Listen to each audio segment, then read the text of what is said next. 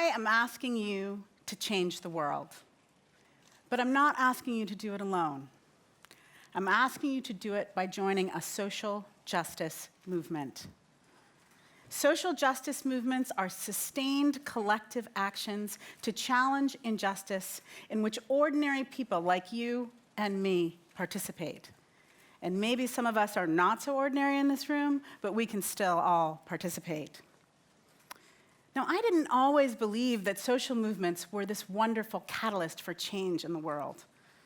I blithely walked through my 20s, entering corporate doors that had been knocked open by the Black freedom movement and the feminist movement that preceded me. And while I did that so easily, I didn't fully understand my own history. And I didn't understand how those movements had shaped my choices and the choices of an entire generation. And this was in part because I didn't even know my parents' story. I had to learn my parents' story in order to understand how much these movements had shaped my life and had shaped my choices. This is a picture of my mom and dad. It's the only picture I have of them together, and I believe it is their wedding day. You'll notice it is ripped and torn. I taped it together when I found it in my baby book. I needed to go back to understand their story. My mother was the oldest daughter of a prominent surgeon in Michigan City, Indiana. And my father was the oldest son of washing machine factory workers from Connorsville, Indiana. They both attended Ball State Teachers College in the late 1950s. And independently, they both chose to attend a Lutheran camp promoting interracial harmony that was part of the civil rights movement that was fomenting at that time. They met there, and they fell in love. And they committed to being part of a movement that would make the world a welcome place for their children. They continued to do ordinary acts as part of their movement participation. They voted in every election. They participated in consciousness-raising meetings for the Black feminist movement and the Black freedom movement. And they taught their children that what you do in your life to make the world a better place matters. Unfortunately, my parents both died young. My father died when I was 6, and my mother died when I was 27. And I hadn't had the sense to ask them about their story, to understand how their choices had shaped mine. So I had to take a bit of a journey. It started with the baby book, and it started with talking to friends, and also studying social movements to understand these things that charged you to be the change, and to answer the question, well, what change did I want to be anyway? So as I pulled together the fragments of my life, I learned a few things about social movements that I'd like to share with you. Movements are messy, iterative, and innovative. They require individuals and organizations who will create new ways to disrupt the status quo, to challenge us to reach a vision we haven't seen. They are leaderful and require leadership. Every single one of us who participates in a social movement is demonstrating leadership. But they also require individuals who can set a vision, who can chart a course for that which we cannot yet imagine in our day-to-day world. And finally, movements ask more of you, not less. They are not a marketing gimmick that asks you to buy one thing and then you're done. They are a lifetime commitment. I learned that my sweet spot, my biggest contribution, was in supporting the individuals who were leading the social movements of today and tomorrow. And I hit the jackpot in 2005 when I was hired to be the director of the Prime Movers Fellowship Program. This program supports individuals who are emerging and established leaders in the United States and who are designing, driving, and dreaming of the movements of today and tomorrow.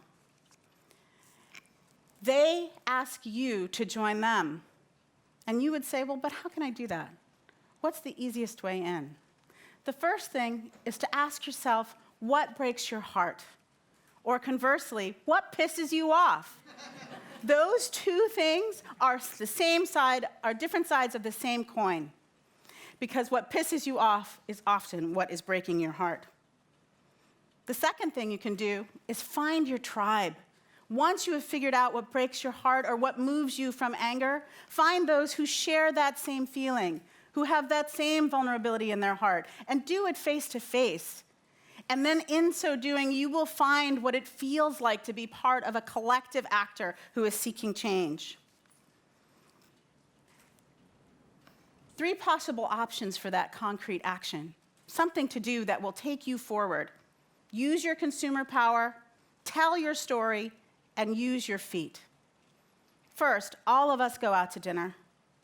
All of us buy things. In those dollars, we have power, and we can exert those as part of a movement. This is Saru Jayaraman. She's the founder of RockUnited.org and is, of course, one of the Prime Mover Fellows. Rock United works with restaurant workers across the country to organize for fair wages, paid sick leave, and the opportunity to be promoted across race lines. For those of you who go out to dine, you can download an app called the National Diners Guide app, which rates national restaurant chains across the country on how well they are performing on taking the high road and taking care of their employees. It is an easy step to start to get involved in this movement. Another option, tell your story. Movements require master storytellers who help us make sense of our individual stories and see them as part of a larger tapestry of what is happening in the world that may need to be changed. This is Judith Brown Dianis. She's the co-founder of the Advancement Project. They have a campaign called the I Dream a School campaign. In this campaign, you can upload a video that features your child or a young person describing the experience of their school and then finishing the sentence, I dream a school. One young woman who's on the site already spent 2 years in high school as a homeless girl. She describes living out of her car, trying to get to school on time, and trying to figure out how to do her homework. At the end, she says, I dream a school that did not only provide academic support, but emotional support too, because we all need to succeed. Telling your story helps make it part of the collective and inform those who might shape the education reform movement. Finally, use your feet. From Selma, Alabama in the 60s to the People's Climate Change March in New York and globally to Ferguson, October, marching in a movement is a key opportunity to show collective power. But even more than that, as you march down the street as part of a swath of humanity who shares the same values that you do, you feel yourself empowered and transformed. It is both a classic and current method for movement building. Next, make a commitment. You have to commit for the long haul. Big change may or may not happen in your lifetime, but you can contribute big things through your life. I think about my parents' radical act to get married across race and class lines in the late 1950s, and I know that they could not have imagined or foreseen the impact of that choice in the work that I do now to support the movement of social justice movements. They could never have known. But their commitment was to teach me to do something. And they did. And now I do. This is my daughter's first voting experience in 2008. She will vote in every election, I promise you. And she will also carry this forward into generations, just like I have carried it forward from my parents. As we think about these moments, I really am asking you to change the world, and in so doing, to mend, potentially, your own broken heart. To join a social movement that is working to create a more inclusive society for us all, and in so doing, transform yourself from an individual fragment to a contributing force for social justice. And in all cases, you can find your way in. It is actually pretty easy. But as you join in the work to change the world, you may find, like I did, that you yourself will be changed. You'll be transformed into a bigger version of yourself, one that stretches backwards through generations, who bent the arc of history towards justice into today and reaches towards shaping the future. Thank you.